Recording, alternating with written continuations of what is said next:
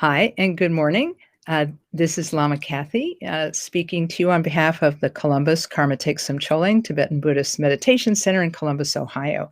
And I'd like to welcome you to this morning's 11:30 a.m. Sunday Dharma Talk. I'm hoping that everyone is doing well. I know that the world is an up and down place these days, and we're both excited that vaccines are available for the pandemic, and we're also a little nervous because the vaccines mean that we now get a chance to go out and be among people. Which I got my hair cut this week. What do you think? There's a little bit of stress in re-engaging with the world. And so in a way, it's kind of good that we have these opportunities to meet each other on the weekends, to talk a little bit about spiritual life and how our spirituality can help us with our everyday experiences. So for the last few weeks that I've been teaching, I've been talking about the question of virtue and what virtue is and why doing it is helpful. And those of you who had an opportunity to join us at the COSI Science Festival, COSI, COSI is the Center of Science and Industry here in Columbus, Ohio. It's our science museum. And our science museum puts on a science festival every year. And this year and last year, Columbus Karma Some Choling has joined them to offer programs on mindfulness and the brain, because I happen to be friends with Dr. Julie Brzezinski-Lewis, who is a brain researcher. And I was one of her lab test subjects back in 2007. And now she has been helping us by giving talks to the science folks about the benefits of meditation. And so those of you who could join us this week for the Science Festival might have seen her program on Train Your Brain with Mindfulness, or the program Train Your Brain with Kindness. And in both of these programs, Dr. Julie shared that we can change our brains by taking on new habits. That it used to be thought that our brain was just one way and stayed that way from the time that we achieved adulthood, and that our brains did not physically change. But over time, scientists have learned that what they call the neural pathways in the brain, the way that energy and information and chemicals go throughout the brain to produce our experience of the world, changes over time, and that we can consciously change our thinking and consciously change the actual physical structures of the brain through the practice of mindfulness. And so doing mindfulness meditation, paying attention to our breath as it comes in and goes out, allows us to notice thoughts and let them go. And when we notice and let go of a thought, the researchers say, that moment where we notice and let go of a thought is the moment we have made a new pathway. And making a new pathway is how we change, how we evolve as human beings, and how we improve. And so there is a scientific basis for what the Buddha taught 2,500 years ago, is that you can change your mind. So she talked about that on a Wednesday night, but then on Thursday night, she talked about kindness and how even babies, she said studies were done with toddlers of maybe the age of 2, and they were given treats. And then they were shown a puppet who became their friend. And then the puppet had no treats. And so the child gave a treat to the puppet. So even at a young age, human beings are wired to help one another. Human beings are wired to help. And so this is an extremely of information.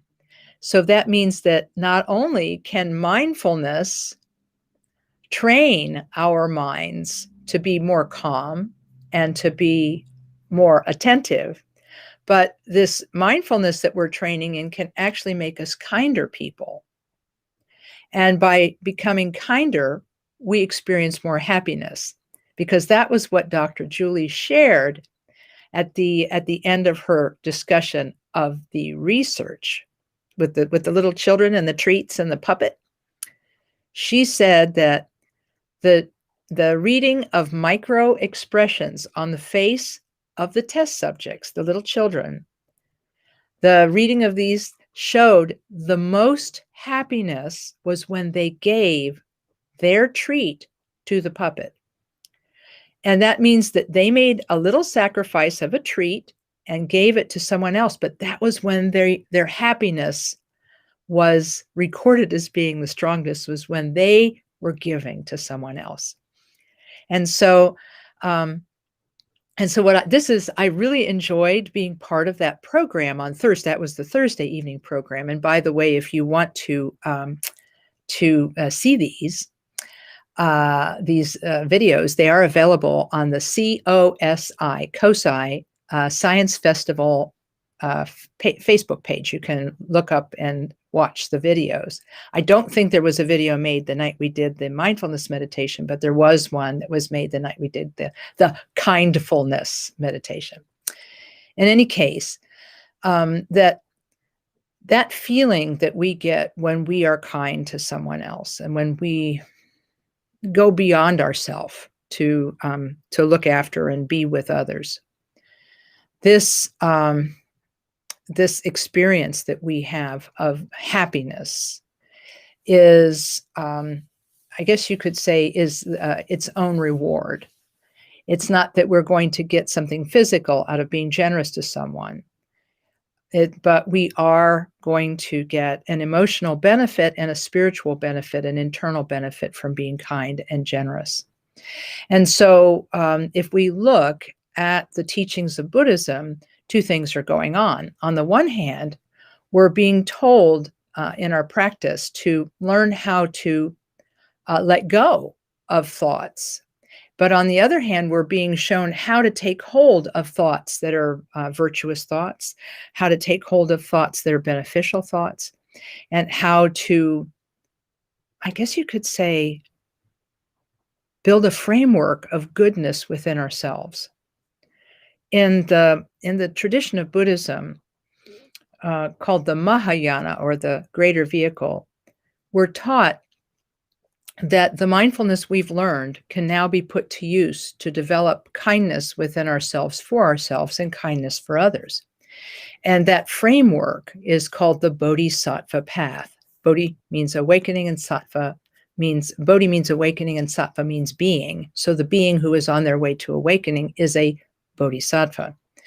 And so the practices of the Bodhisattva are taught so that we can learn how to replace selfishness, which the Buddha taught was a root cause of a lot of our suffering, wanting for I and me, and grasping and clinging and disliking and all of that.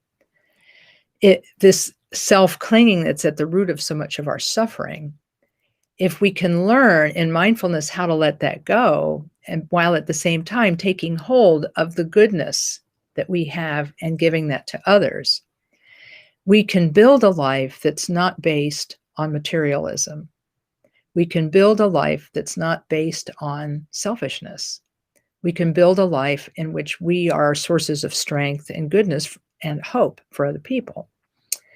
So that's a little bit of an introduction to what I'm going to be talking about this week, because I thought it was just great to share. I wanted to share a little bit of what Dr. Julie had to say about mindfulness and kindfulness, and I wanted to give a shout out to the whole idea of kindness benefiting the individual. And that training in kindness is something that we need to do, because the topic I've been talking about for the last few visits that I've had with you is the 7-branch offering prayer. And the 7-branch offering prayer is not an exciting topic to put in a newsletter. So instead, I talked about why virtue. Why do we think about virtue? Why do we try to do virtue? And why do we try to actualize virtue? And what's that all about? And what good does it do us? And so on.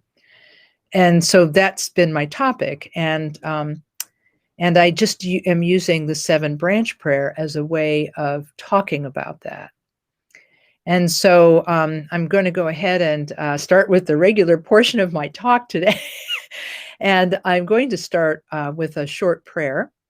And if this is a prayer with which you're familiar, you can join in. And if it's a prayer with which you're unfamiliar, you can join in your heart and in your mind, thinking that you dedicate our session together to the benefit of all beings. I'm just going to recite the prayer from memory. It may or may not be the same one you see on the screen, but I'm just going to recite it in English now. In the Buddha, his teaching, and the order most excellent, I take refuge until enlightenment is reached. Through the merit of generosity and other good deeds, may we attain Buddhahood for the sake of all that lives. Okay, thank you. So, as you know, my first talk was, I started my first talk on this subject by saying, what is Buddhist prayer? And isn't that an oxymoron, meaning it's contradictory? Because Buddha is not a god. So since Buddha is not a god, what's Buddhist prayer about? Well, then I explained that Buddhist prayer, as I understand it from my own teachers, is stating out loud an aspiration to ourselves to become like the Buddha.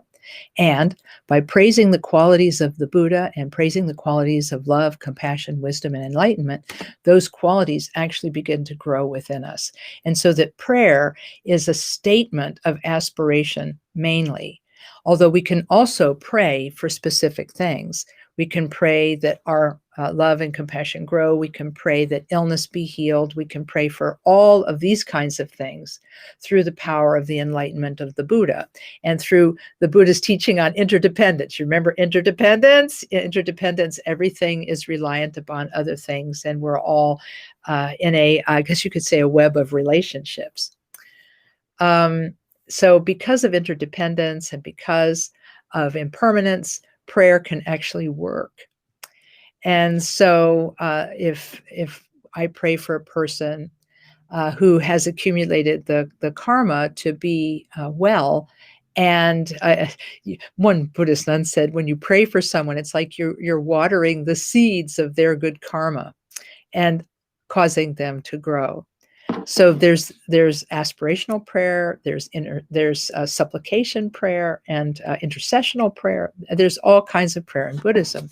But the particular prayer that I was talking about is called the 7-branch prayer, and it has been around for 2,000 years. It is part of the very first teachings of the Buddha, and so you can say that that this particular prayer is a special skillful means to bring us to an understanding of wisdom and compassion.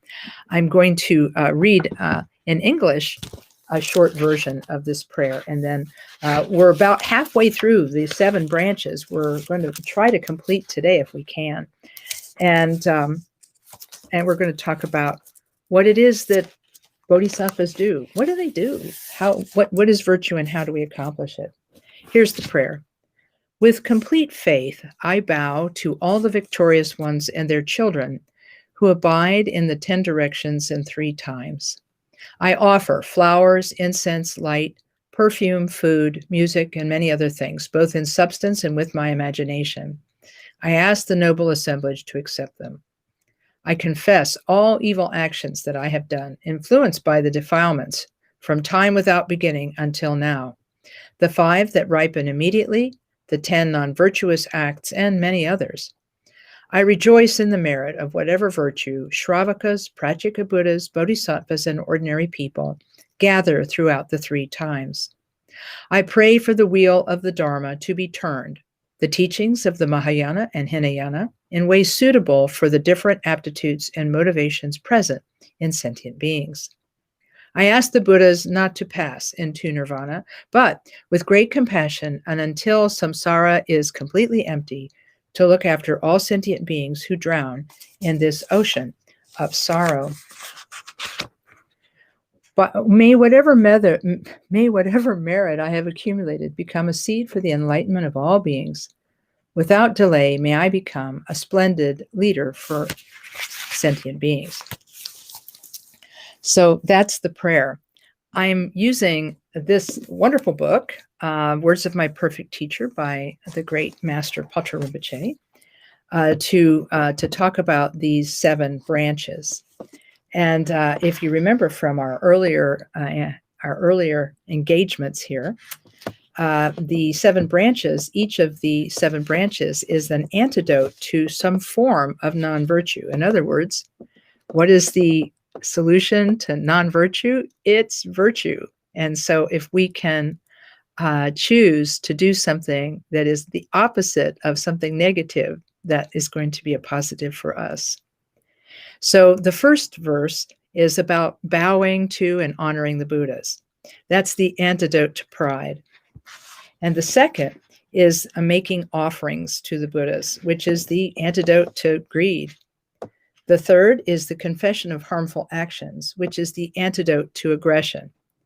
And then now we're on the fourth, which is rejoicing, the antidote to jealousy.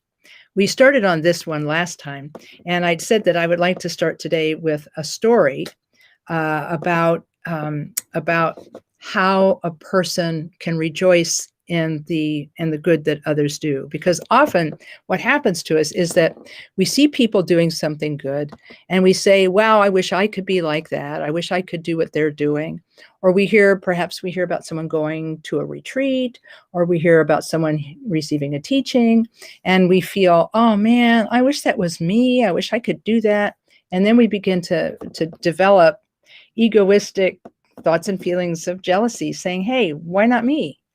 And so in order to tame those kinds of feelings, my teacher, Khenpo Kato Rinpoche, used to say, just rejoice in the good that others do, and you will receive the same benefit as though you had done that yourself, which is great. So now when I hear of people receiving teachings and I rejoice, that means I'm getting the same benefit, if not the same learning that they receive. So here's the story. And this comes from the Buddhist teachings. Once there was a king who invited the Buddha and his followers to take their daily meal at his palace for a period of 4 months, during which time the king offered him, the Buddha, all of the king's possessions. An old beggar woman who came past was filled with joy at this action of the king. She thinks to herself, quote, King Prasnajit has acquired all of this wealth through the merit he has accumulated in the past, she thought. Quote, and now that he has met the Buddha, who is such an excellent focus for his meritorious actions, his accumulation of merit will truly be immense. How wonderful, unquote. Through her sincere and perfect rejoicing, she created boundless merit. The Lord Buddha, in his omniscience, was aware of this. That evening, when it was time for the grand dedication of merit, he said to the king, would you like for me to dedicate the source of merit that you have acquired to you, or shall I dedicate it to someone who is more worthy of it than you? The king replied, dedicate it to whoever has the greatest source of merit. So the Buddha dedicated the merit in the name of the old beggar woman.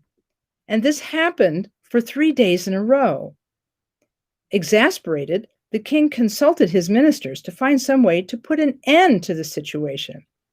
What do you say to this? The king said. Tomorrow, when we invite the mighty one, Buddha, and his followers for the offering of alms, we will spill a lot of food and drink around the pots.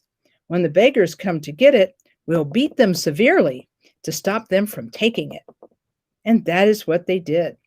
When the beggar woman who had rejoiced came to gather up the spilt food, they stopped her and gave her a beating. She became angry, thus destroying the source of merit. And that day, the merit then was dedicated in the name of the king. So in any case, virtue the virtue that was accumulated by rejoicing was then destroyed in a moment of anger. And how many times has that been our case in life, where we've tried to do good, but ended up not being able to continue our virtuous mind? So here's what Paul Rinpoche says at the end. As I have said many times, it is the intention of the doer of an action alone that determines whether actions are positive or negative, not the actual physical or verbal execution of that intention. For this reason, in the Sutra of Instructions to the King, the Buddha explains in detail that simply observing the good that others have done with a pure mind, sincerely rejoicing in it, and dedicating its power to the complete enlightenment of all beings will bring more merit than ostentatious good deeds poisoned by the 8 worldly concerns. The 8 worldly concerns are the ways that our ego fixation can get in the way of our doing of good. If we're attached to pleasure and pain, loss and gain, credit and blame, and infamy and fame, if we're attached to these sets of opposites, then even if we're doing great dharma, it's not going to help us in the way it would if we didn't have those intentions. And so what he says here, he says, if it's not colored by those worldly concerns, he said it will bring great merit, and so on. And so Chakme Rinpoche, Karma Chakme, said, when we hear about good done by others, if we cast out all negative thoughts of jealousy and really rejoice from the depths of our hearts, it is said that the merit we gain will be equal to theirs. So it's something to kind of keep in mind. So the rejoicing in the good that others do is the counteraction to jealousy. And if we go on to the 5th verse of the 7 branch offering, which is exhorting the Buddhas to turn the wheel of Dharma, we'll find that that is the antidote to ignorance. Oh, and by the way, I wanted to mention, those of you who are watching on social media right now, if you have any questions that you would like to ask, since we can't stop and take questions right now, I'll stop near the end and then I'll take your questions. So if you've got any questions that are forming in your mind right now, type them into chat and I'll address them when I get to the end of this part of the presentation. So in talking about the 7 branches, there's virtue in asking the Buddhas to teach, and the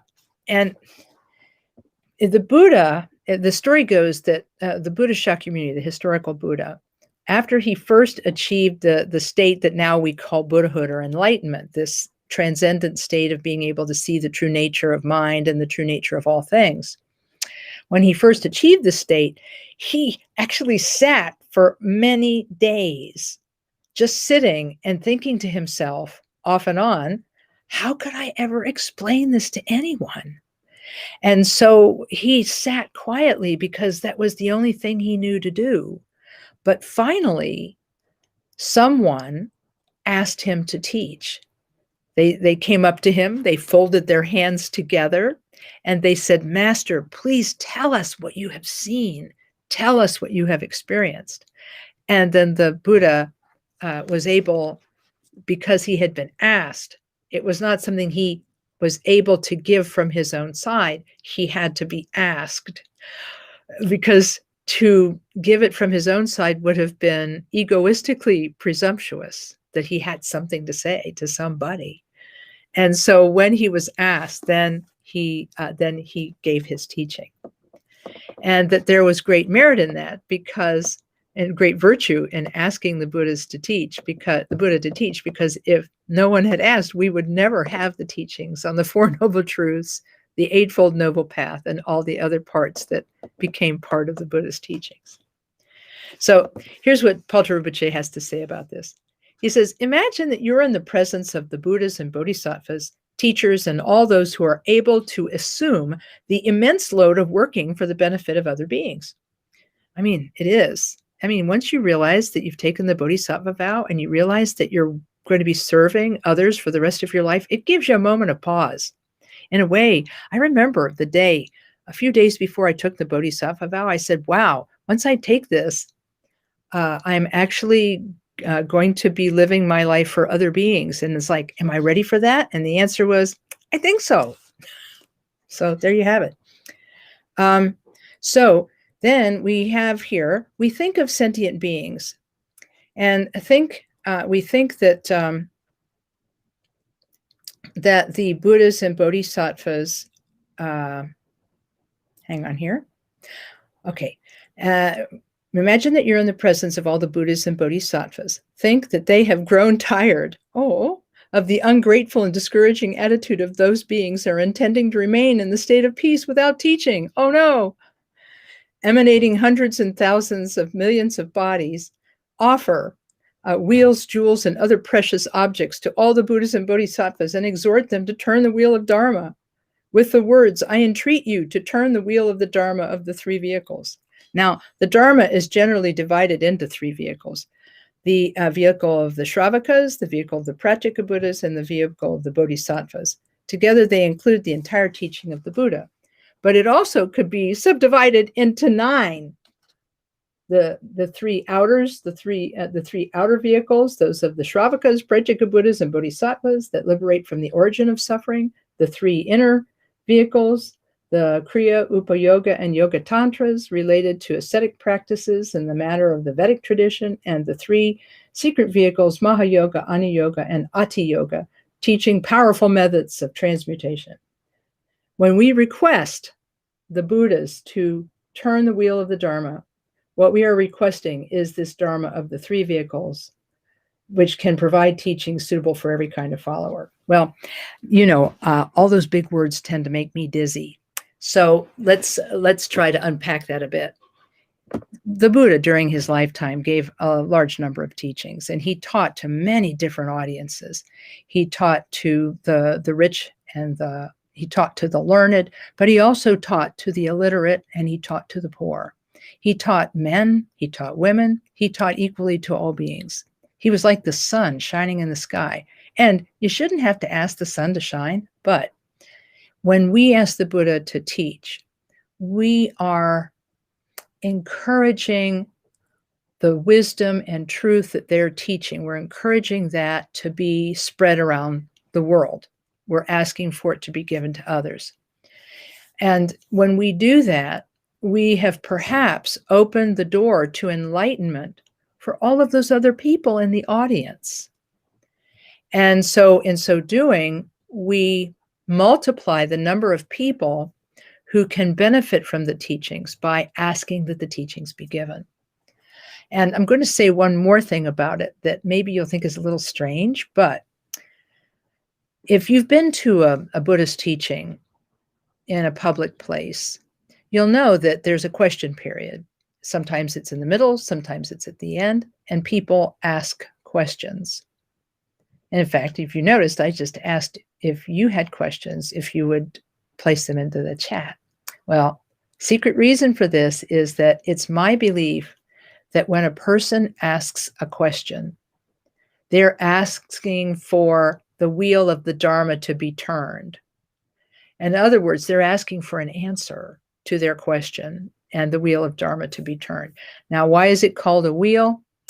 It's because the wheel is symbolic of the Eightfold Noble Path, because the 8-spoked wheel was a symbol of Buddhism from early days, because the enlightenment is the center and the methods to attain enlightenment are the 8 spokes of the wheel. Plus, there was a tradition of a righteous monarch, and the righteous monarch is the kind of person who rules with wisdom and truth. And at first it was thought that perhaps the Buddha Shakyamuni, because he came from a noble family, he was actually a prince. His father was the king of a small city-state in northern India. It was thought that perhaps he was going to be one of these universal monarchs, or Chakravartin kings, chakra meaning wheel, that would actually turn the wheel of goodness the truth, and so on. So this comes back from a long time ago, the whole idea of Dharma being asking them to turn the wheel. And so when we ask a question of a Dharma teacher, we're actually asking, this is my opinion, we're asking for the Dharma to be taught. It's not that the person we're asking is a Buddha. That's not the case. But because that person has received teachings through the lineage from their teacher and their teacher and their teacher and their teacher, the person who answers the question in accordance with the teachings they have received is in some way turning the wheel of Dharma for everyone who's listening and able to see it. So in any case, in this way, the request or making a question to a Dharma teacher is a way of requesting that the wheel of Dharma be turned. And you can see how it's the antidote to ignorance, because if we don't know how to escape the sufferings of samsara, if we don't understand about egotism and grasping and aversion and all of this, how will we know how to escape those sufferings? So that's the fifth of the 7 branches. The 6th is the requesting for the Buddhas not to enter into parinirvana. In other words, asking for the Buddhas to live and to live long. And Pacha Rinpoche gives, and this is actually the antidote to the view of permanence. I'll get to this in a second, but let me read Pacha Rinpoche's explanation. He says, address your request to the teachers, the Buddhas and the Bodhisattvas, who have completed their work for the good of others in this and other Buddha fields, and now wish to enter nirvana, in other words, to pass away. Entreat them like the layman Kunda did in the past, mentally producing many emanations of yourself. Say, until samsara has been emptied, stay with us and do not pass away. Then think that because of your prayer, all of the Buddhas stay to work for the good of beings until samsara is emptied. So it's talking about Kunda as a person who lived at the time of the Buddha and asked for him to remain behind in the world and to teach the Dharma. So asking the Buddhas not to pass away might seem a little unusual, but it is said that when a person has attained enlightenment, that they no longer have a fear of dying. And in fact, they understand that death is just as one of my teachers said, that death is not an ending, it's just basically moving from one room to another. And in this way, because they do not fear it, and because they are only human and they get tired, they may wish to demonstrate nirvana or parinirvana, as it's called, and pass away while meditating. And so this is what many of the great teachers have done, including our teacher, Khenpo Karthar Rinpoche. He passed away in a state of meditation and remained in meditation for several days afterward. And so as a result, he was able to perfect his awakening and benefit many, many more beings. But we here in this world, we need the teachings to be present with us. We need the teachers to be present with us. And so rather than assume that they're just going to be there forever, and rather than taking them for granted, we ask them to please remain in the world and to live long and to live healthy and active lives. And this is the reason that at the end of many Buddhist teachings, along with the concluding prayers, there are prayers of longevity for the great teachers of this world, such as His Holiness the Dalai Lama, His Holiness Karmapa, and many others. We ask for them to remain and to continue to teach us. And in a way, acknowledging that they can pass away is a way of counteracting our own tendency to think that everything is permanent and nothing is ever going to change. And that is a tendency that needs to be reversed. Because if we think we have all the time in the world to practice, we're mistaken. We may only have a few more hours or a few more minutes, a few more weeks, a few more months, and so on. And so if we can counteract this view of permanence by praying for the teachers to remain, this helps us in our Dharma practice. And I see that I think questions are starting to show up. So this is good. I'll answer them in a minute. We have one more topic to get to, and that's the seventh of the seven branches. We dedicate the merit in the seven branch prayer. And this dedication, it doesn't counteract to anything. It leads to full liberation. And so the Paltar Rinpoche book has an extensive presentation on the importance of dedication. I'm going to hop and skip through it a bit. He says, follow the example of Manjushri by dedicating to all beings whatever merit has been accumulated, is being accumulated, and will be accumulated by yourself and others, starting with the action you're doing right now, the prayer itself. Seal the dedication with the seal of non-conceptual wisdom. Say these lines: all sources of merit accumulated throughout the past, present, and future, I dedicate as a cause of great enlightenment. He said, never forget to perform the dedication at the end of any virtuous act, great or small. Any source of virtue not dedicated in this way will bear fruit only once and then will be exhausted. But whatever is dedicated to ultimate enlightenment will never be exhausted, even after bearing fruit 100 times. Instead, it will increase and grow until perfect Buddhahood is attained. So the example that is given is by Khenpo Karthar Rinpoche in one of his teachings was a drop of water. He said, if you place a drop of water in the palm of your hand, it will eventually evaporate. But if you pour that drop of water into the vast ocean, it's going to take a long time for that drop of water to evaporate. In other words, it's not going to evaporate for a very, very long time. And so this is why Paltar Rinpoche says at the beginning of his presentation of this dedication of merit, he says, dedicate it in the same way that Manjushri dedicates.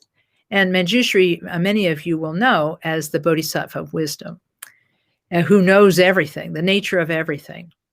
And you may remember there is a dedication prayer that goes like this: may my merit be dedicated in the same way that the Bodhisattvas Manjushri and the Bodhisattva Samantabhadra dedicate their merit, meaning they dedicate their merit without clinging to the person who's doing the meritorious action, the act itself, and the object. In other words, they say it is the three spheres of that object: the subject, the object, and the action are known to be empty of limitation, are known to be empty of permanence and solidity, are known to be limitless, in fact.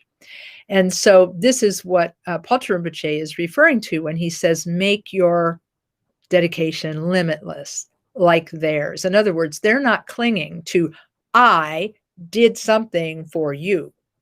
Because if you cling to these three ideas, I did something for you, in other words, it can be a cause for egotism to arise, because then I, having done the action, will think I'm pretty great. And you who receive the action, I think, are less than me. And then the action itself, I think, is pretty great. So by solidifying the idea of subject, object, and action, we actually make our ego fixation worse. And so in this way,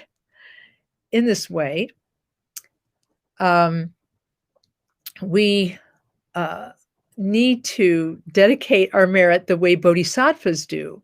And since we're not enlightened right now, all of our dedications are going to be a little bit mixed up with this subject, object, and action clinging. So by using the words, just as the Bodhisattva Manjushri knows the nature of all things, and just as the Bodhisattva Samantabhadra knows the nature of all things, I dedicate like them. That's taking that drop of water, which is your dedication of your virtue, and pouring that drop of water into a vast ocean, the vast ocean of the pure intentions of the Bodhisattvas. And so this is the purest way to dedicate merit.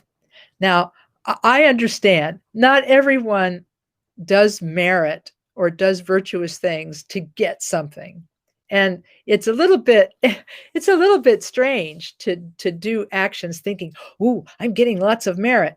So my teacher was asked about this once, and he said, "You got to kind of be in the middle." He said, "You got to want to do the action, which is egotistical, but you got to want to do it because you're not out of samsara yet, so you're going to have some ego motivation." He said, "You have to want to do the virtuous action, but then," he said, "you dedicate it. And when you dedicate it, you consciously remove the egotism from it." I mean, that's really what's happening in the dedication of merit, is that you're saying, I remove my own clinging from this. I dedicate this merit to all beings. And so the dedication then sort of seals that merit. Do you remember the story about the beggar woman and the king? Okay, so let's go back and look at that. The beggar woman was said to have had the greater merit than even the king, who made all of the offering of all of the food to the Buddha and all of his followers, because she rejoiced with a pure mind. The king was probably interested in being seen as a great patron of the Dharma and being admired and all of that jazz. And then he decided he wanted to keep all that merit for himself and not be embarrassed because somebody else's merit was greater than his. Now, the story doesn't say what his outcome was, but I would be interested to know. It's my opinion that because he not only tried to put a stop to the beggar woman's rejoicing, but that he caused all of this pain and suffering to the beggars who came to his feast. I think that his situation is not going to be a good one in the future. I have a feeling that he's going to be on the outside of a lot of things going forward in his future lives, because he was grasping onto fame and prestige as his motivation for doing good. So in any case, I feel as though dedication is what seals the goodness of all of the virtue that came before. So if we look at the 7-branch prayer as a formula, we have the homage to and bowing to the Buddhas. We have that at the beginning, where we acknowledge and counteract our pride. We have the making of offerings, which counteracts our greed. We have the confessing of our faults, which counteracts aggression. We have let's see what was next after the confessing. Oh, the rejoicing was next, and that counteracts the jealousy. And then the view of permanence is counteracted by asking the Buddhas to remain. And then finally, the dedication leads to complete liberation. And so Khenpo Karthar Rinpoche said something a number of years ago that stuck with me. And he said, look, at this point, we're not Buddhas yet. We're not Buddhas, and we're not going to be Buddhas like anytime soon. But he said, we are slowly and gradually working our way toward awakening. And he said, if we can even take one small step toward awakening, we're better off than if we stand at the sidelines and do nothing. And so he always said that if all you can do is wish for the benefit of beings, just wish for the benefit of beings, wish that with every thought, word, and action, you are of benefit to everyone who sees you, everyone who hears of you, everyone who thinks of you. If you think, may I benefit all those beings, then actually, he said, that's what happens. He said, you start an engine of goodness within you that eventually becomes self-sustaining. and that your outlook will become more positive. Your inner outlook will become more positive. Your state of mind and your mood will be elevated, and you will feel better. You'll feel happier, even if you don't have everything material that you want, because this engine of goodness, just from wishing for the benefit of others, is a powerful transformative thing. And this brings us sort of full circle back to Dr. Julie and her and the experiment that she was telling us about this week, where a toddler was given a treat and then shown that they could give that treat to a puppet. And by doing that, the child's happiness was at its highest point. So we're hardwired for this. We need this. And in fact, these days we need it more than ever. We look at the news and we see how people are turning against one another for really no reason. They're sort of forgetting their shared humanity. They're forgetting that they all want to be happy, and they're getting angry at each other, and they're labeling each other, and they're calling each other names. They're confronting each other on the streets.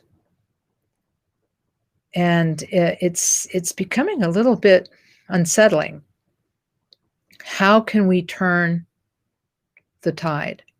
How can we encourage these angry, unhappy people who are bullying others to come in from the cold, so to speak? How can we do that? And I think really the only thing we can do is continue to add our little drop of goodness to the ocean over and over and over again by being our best as often as we can, and by giving ourselves the permission to want to do virtue and reciting prayers and doing virtuous things and dedicating virtuous things. Because we may feel like the world is going down the tubes, as they say, into chaos. But Shantideva from the 8th century, the great 8th century Buddhist master, he said, even though, he said, just as a flash of lightning rends the night and in its glare shows all that the darkness had hidden, thus, just like this, rarely, through the Buddha's power, thoughts of goodness arise in this world.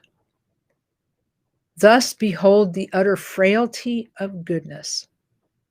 Except for perfect bodhicitta, there is nothing able to withstand the great and overwhelming force of evil. So these teachings given by Shantideva in the first chapter of his book, The Bodhicharya Avatara, also called in English, The Way of the Bodhisattva, in these two verses, chapter 1, verse 5 and verse 6, he tells us that even though evil may seem like it's rampant in the world and thoughts of goodness may seem as brief as the flash of lightning in the dark of night, that it only lasts for a moment. He said, except for perfect bodhicitta, meaning the training in the mind of enlightenment, training in virtue, training in kindness, training in goodness. Except for this training, there's nothing that can withstand the force of evil. But what's interesting about that verse is that he is showing us that even though evil and non-virtue can be strong, bodhicitta is actually stronger. The love that we feel and the protection that we feel for our families, for our loved ones, and that we can eventually train to feel for the rest of the world, that's more powerful. So it's my hope that hearing about these teachings will give you a little bit of hope and will give you the inspiration to practice the wish to be of benefit to beings in your everyday life. I have just a few minutes here at the end. Let's take a look and see if there's any. Whoops. If there, I was checking the social media to see if there's any questions, but I also see we have some in chat. So let me take a quick look here.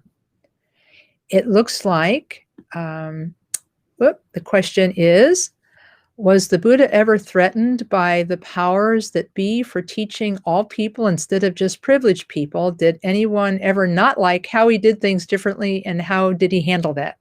I'll tell you, that's an excellent question. And I only know about this from stories that our teacher, Khenpo Karthar Rinpoche, told us about this. And I can't remember whether this was a story from Khenpo Rinpoche or if it was a story told by one of his translators.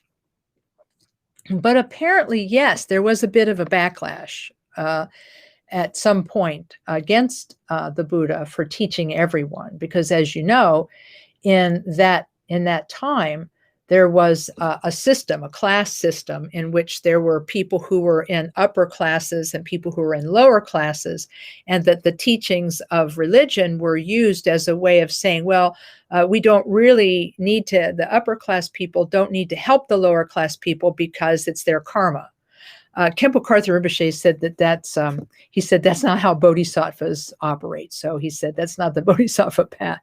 And so the religion that existed before Buddhism, that the Buddha had been trained in when he was still the prince, was still the prominent belief in that day. And so there was a bit. I think the establishment was a bit rattled, and apparently there was an angry mob, an angry mob, who thought that this kind of, dare I say, social engineering, anyway, I better not say that, but that this type of teaching was dangerous to the established society. That sort of, it was against society, and it was going to destabilize society. So they came, I mean, you can almost see, like from Frankenstein, the people who came with pitchforks and torches, and they go up to the gate, of where the Buddha is staying, and they're going to do some harm. And apparently, they are met by one of the Buddha's disciples, and they say, well, you guys are doing things against the moral order and so forth. And the very clever disciple of the Buddha said, oh, you don't need to worry about us. We're a community of celibate practitioners. We're just a bunch of average, everyday ascetics. And we, of course, will not marry and will not be having children. So I have a feeling that you have nothing to fear from us. And then the angry mob, they all looked at each other and said, well, that makes sense. Thank you. And they went away. Now, if that's really a true story or not, I don't know.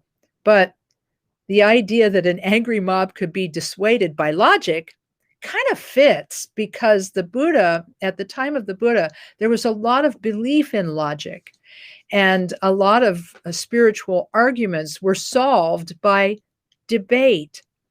That if two religious teachers disagreed with each other, one could challenge the other to a debate, and whoever won the logic debate would actually get all of the disciples and have them all. So it was a big deal. When the Buddha was finally challenged to such a debate, what happened then was that he walked around the countryside, not debating the people who were following him, and so he didn't debate. And finally, when the biggest possible crowd gathered, then he stopped and said, "Okay, now I'm ready to debate." And so there was this great debate between the Buddha and several non-Buddhist scholars.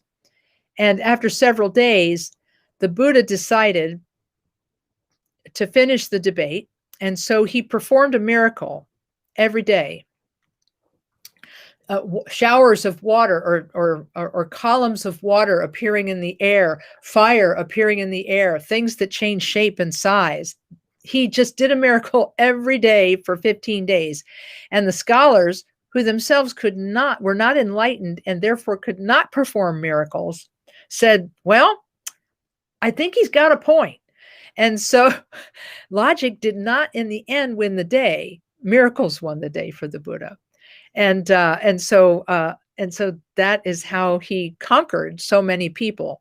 In fact, I remember the late Beggar Rinpoche was such a marvelous teacher. He taught us, visited us for a day or two in 3-year retreat, and taught us. He said, the Buddha was so wise, he could get through to just about everybody. He said he got through to the serial killer Angulimala, who was running around the countryside killing people for their fingers, because his spiritual teacher, who was not a Buddhist, told him, hey, if you get a necklace of 1,000 fingers, you'll have mastery over the whole world. So the Buddha, by the way, was his 1,000th victim, and that's how he was able to tame Angulimala. But so Beggar Rinpoche said the Buddha was able to tame everyone, including the serial killer. But who could he not tame? His cousin, Devadatta. The Buddha's cousin, Devadatta, still thought that he was not the Buddha, but still the Siddhartha that he had known when he was a boy. And he felt superior to Siddhartha. Devadatta felt superior to Siddhartha and always thought he was superior to him, even after he became the Buddha. And so what Beggar Rinpoche said was that Devadatta's pride and arrogance made him impervious to the blessings, because he said it's like you're wearing armor and the teachings of truth can't touch you. So this is why arrogance is considered to be one of the main stumbling blocks for people trying to practice spiritual life. So we've run out of time for questions today, but feel free to keep typing questions in the chat, and I'll take some time in a few minutes. And when the teaching is over, I'll read your questions and I'll give you an answer sometime this afternoon. So I'm just really happy that you joined today. And I'm really happy that you made some time to be here. And for those of you who joined us later, thank you for joining. And please remember that you can visit us at www.columbusktc.org, and you can see our weekly activities, including our every Sunday at 10 a.m. free meditation instruction. Right now, we're still on Zoom, but you can get free meditation instruction every Sunday at 10. You can also join us for a group meditation at 10, also on Zoom. You can join us for the compassion chant, Om Mani Padme Hum, the mantra, every Tuesday night on Zoom. So check us out, and if you're there, you can also click on donate to the Columbus KTC's Rebuilding Fund. We're still a couple $100,000 short because, as you know, construction projects always take longer and cost more. So we're trying our best to keep costs down, but there's a few things we didn't plan on, and so we're still trying to raise money. And right now, from April 18th until we raise $125,000, the next $125,000 we raise is all going to go for the shrine, creating the shrine room floor, creating the pillars and beams that are going to hold symbolic pictures and inspiring mantras and so forth, and then the shrine itself. So we're raising money specifically for the shrines right now. So every dollar you give now will be used for the shrine. So anywho, thanks very much. Let's dedicate the merit. We dedicate the goodness of this session to all suffering beings and make the aspiration that all beings are free from suffering, come to happiness, and then to Buddhahood. And imagine that we dedicate all of our merit, because now we know how to do it. All of our merit of the past, all the merit of the present, all the merit of the future, to sentient beings. I'll recite a short prayer in English. Through this merit, may all achieve the omniscience of Buddhahood. May it defeat our common enemy, wrongdoing, from the stormy waves of birth, old age, sickness, and death, From the ocean of samsara, may we free all beings. May we free all beings. May we free all beings. Thanks, everyone. And I'll see you again end of the month.